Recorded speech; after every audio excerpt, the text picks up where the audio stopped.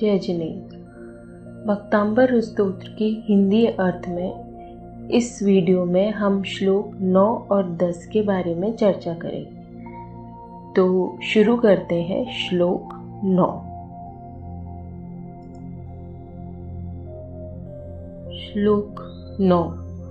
आस्तां तव त्वन्मस्त समस्त दोषं त्वत्संकटापि जगतां दुरितानि हन्ति दूरे सहस्रकिरणः कुरुते प्रभेव पद्माकरेषु जलजानि विकास भांजी। नेक्स्ट स्लाइड में श्लोक 9 का हिंदी अर्थ।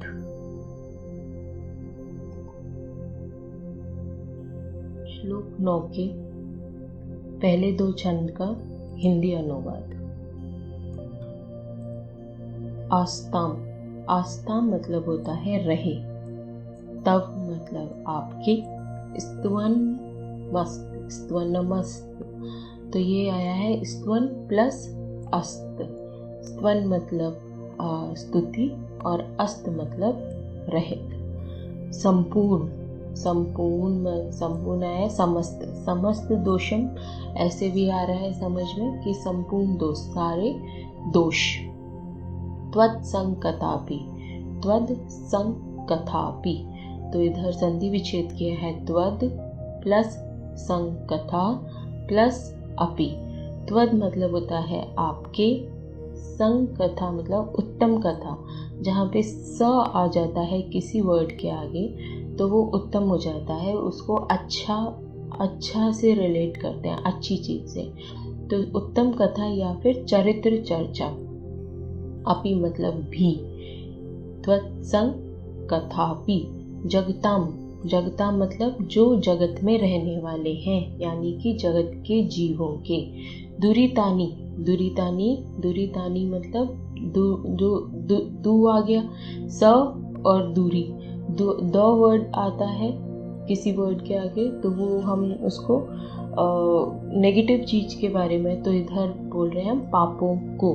हंती, हनन करती है, नष्ट करती है। इसका हिंदी अर्थ देखते हैं कि हे नाथ समस्त दोषों से रहित, समस्त दोषों से रहित आपका गुण कीर्तन तो दूर की बात है।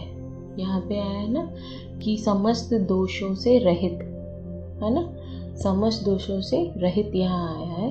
स्तवन येरा, गुण कीर्तन तो दूर की बात है, मात्र आपकी कथा, आपकी चर्चा, आपके चरित्र चर्चा से, मतलब आपके बारे में ही पढ़ने से, जो आपकी जीवनचर्या है उसके बारे में पढ़ने से ही प्राणियों के पाप नष्ट हो जाते हैं।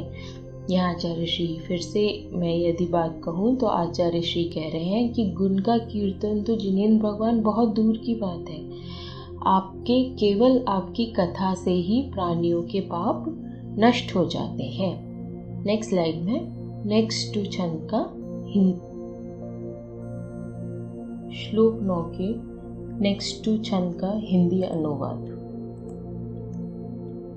दूरे सहस्र किरणे, दूरे मतलब दूर और सहस्र ये त्रो नहीं बोलता है, सहस्र किरणः, हजारों किरणों वाला सूर्य। हजारों किरणों वाला क्या है? सहस्र मतलब हजार और किरणों वाला सूरज, सूर्य की बात कर रहे हैं। कुरुते मतलब कर देती है। प्रभेव मतलब प्रभा प्लस एव, कांति, प्रभा मतलब कांति, उजाला, ही, एव मतलब ही। पद्माकरेषु मतलब सरोवर में। जल जानी जल जानी जिसका जल जननी है, तो जो जल में पैदा हो यानी कि कमल। ठीक है। विकास भांजी, विकास भांजी मतलब विकसित होते हैं। ठीक है। इसका हिंदी अर्थ, तो सूरज तो बहुत दूर रहता है। क्या कह रहे हैं यहाँ पे, कहा है ना दूर, तो सूरज तो बहुत दूर रहता है पर उसके प्रकाश या उसकी किरणों की कांति ही सरोवरों में कमलों को विकसित कर देती है।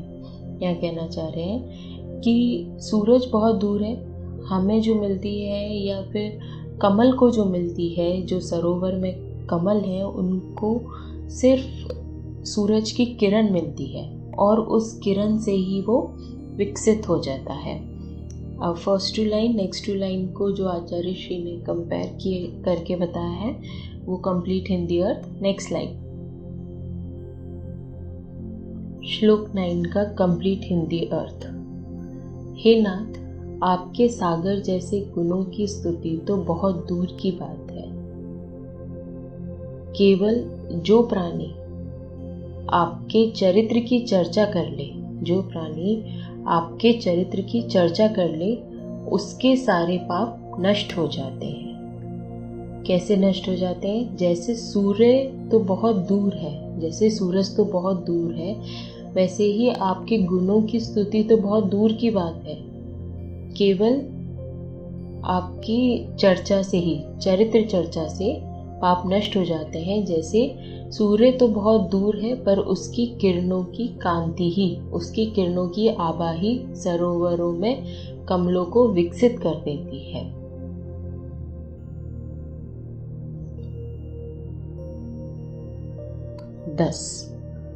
नात्यद्भुतं भुवन भूषण भूतनाथ, भूतैर्गुणै भुवि भवन्तमभीष्टवन्तः, तुल्या भवन्ति भवतो ननु तेन किं वा, भूत्याश्रितं यः इह नात्यं संकरोति।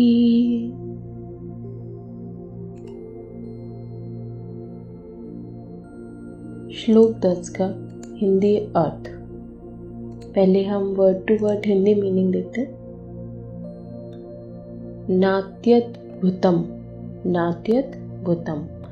नात्यद्भुतम में ये न प्लस अति प्लस अद्भुत, ठीक है। नात्यद्भुतम, तो न तो नहीं होता, ये है अति मतलब बहुत, अति। अद्भुत आश्चर्यजनक। फिर भुवन भूषण मतलब होता है विश्व के अलंकार, विश्व के ऑर्नामेंट, मतलब जो आभूषण है पूरे विश्व के, ऐसे मतलब जो विश्व को शोभा करते हैं। भूतनाथ, ये भूत प्लस नाथ होता है। भूत मतलब होता है प्राणी, और नाथ तो जो परमात्मा होते हैं, तो प्राणियों के नाथ। भूतैर्गुणे भुवि, तो ये जो आधा र ऊपर आता है ऐसे, भूतैर्गुणैर्भुवि, भुवि, इस तरीके से इसको पढ़ें तो ये भूते ही होता है।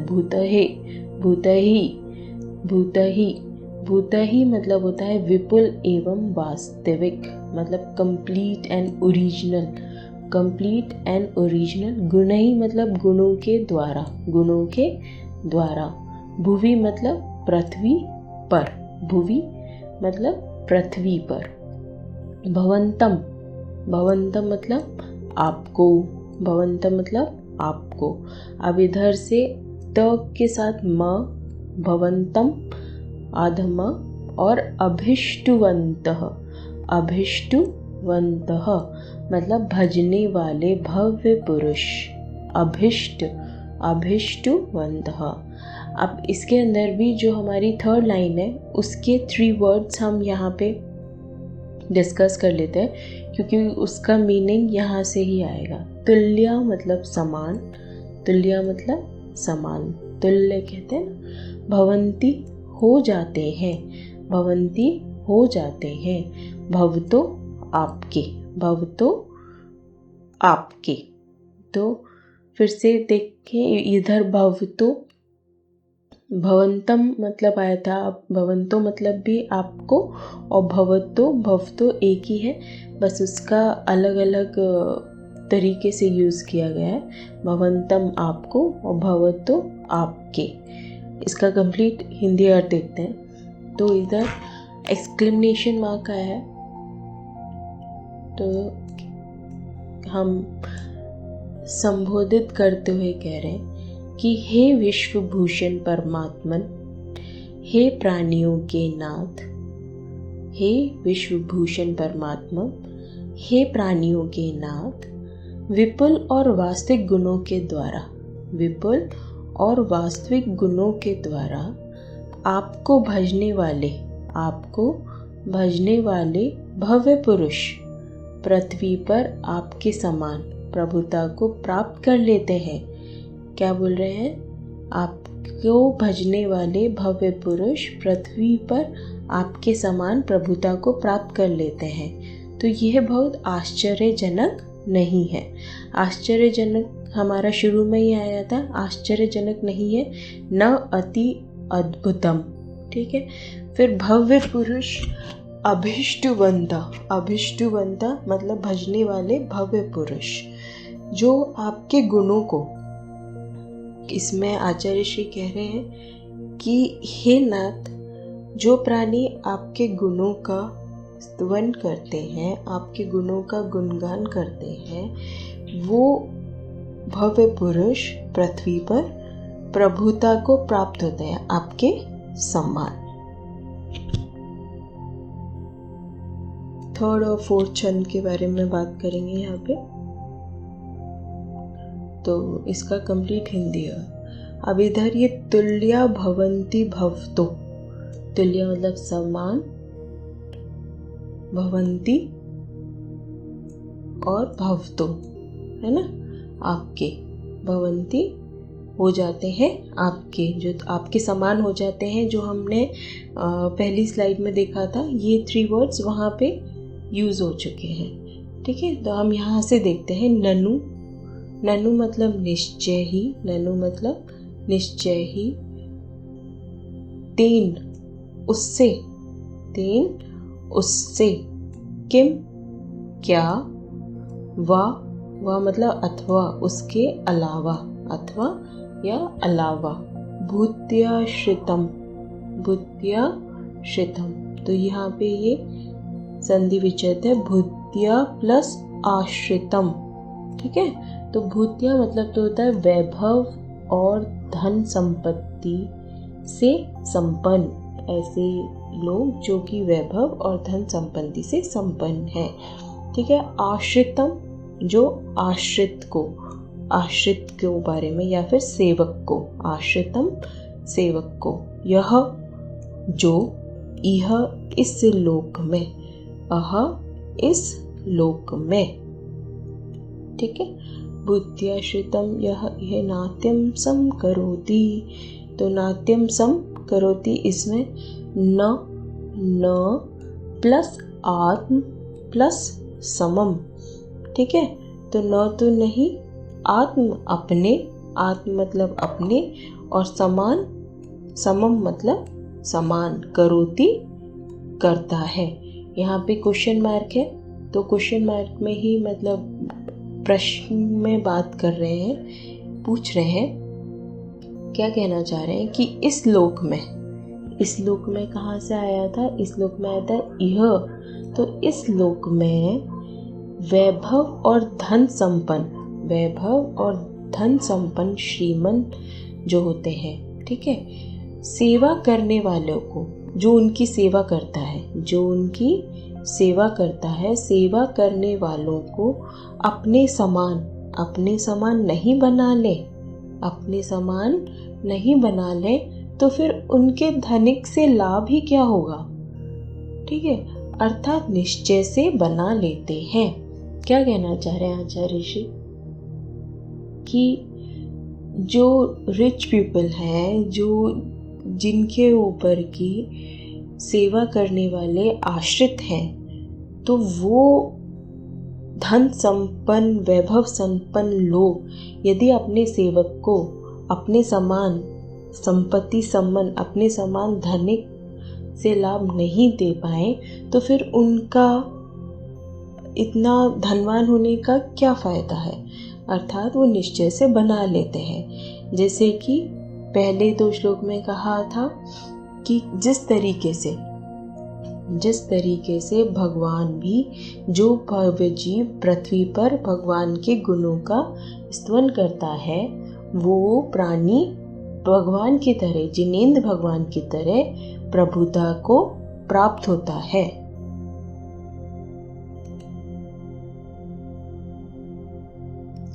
श्लोक 10 का कंप्लीट भावार्थ कहना चाह रहे हैं आचार्य श्री। हे विश्वभूषण, हे प्राणियों के नाथ, इसमें कोई आश्चर्यजनक बात नहीं है कि विपुल और वास्तविक गुणों द्वारा आपको भजने वाले प्राणी, जो आपकी रियल में आपके कंप्लीट गुणों का जो गुणगान करते हैं, वो प्राणी, वो जीव जो पृथ्वी पे रहते हैं, वो भव्य पुरुष पृथ्वी पर रहकर ही आपके समान हो जाते हैं। कैसे? क्योंकि जैसे इस लोक में धन और वैभव संपन्न व्यक्ति निश्चय से अपने पर आश्रित सेवक को अपने समान संपन्न नहीं बना लेता है क्या? अर्थात अवश्य बना लेता है। आप सभी से निवेदन है कि आपके जो भी सुझाव हों वो हमें कमेंट करके बताइए। एंड प्लीज़ सब्सक्राइब जिन शास्त्र for next upcoming and latest videos. पहले 2 वीडियो का लिंक डिस्क्रिप्शन बॉक्स में दिया हुआ है। धन्यवाद। जय जिनेंद्र।